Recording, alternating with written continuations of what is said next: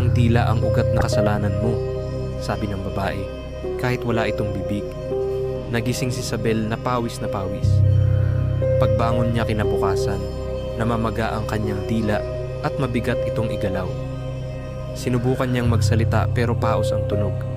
Lumipas ang 3 araw, lalo itong lumala. Isang umaga, paggising niya, wala na siyang maramdaman sa loob ng bibig.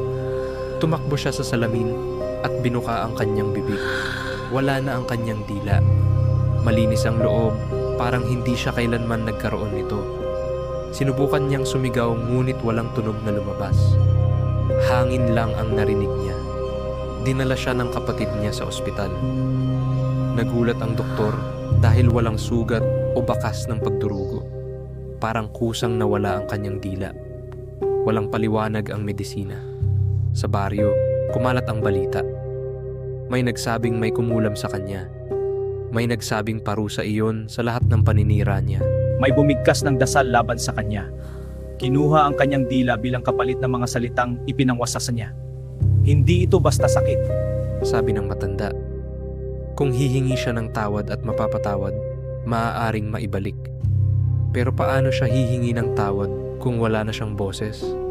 Mula noon, hindi na lumalabas si Isabel.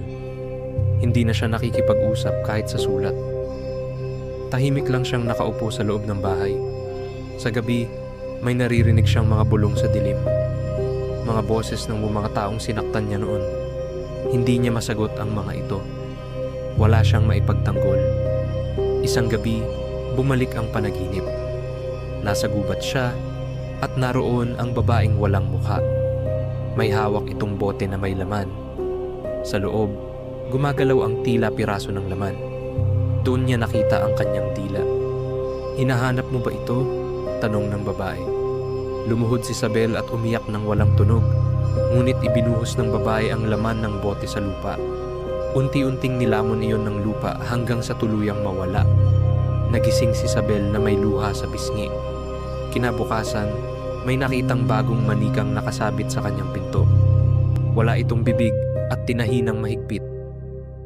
Sa loob ng bahay, nakasulat sa dingding gamit ang uling ang isang pangungusap.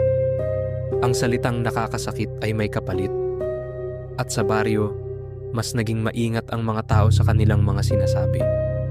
Dahil natutunan nila kay Isabel na ang dila, kapag ginamit sa paninira, maaaring kunin ng dilim at hindi na ibalik kailanman.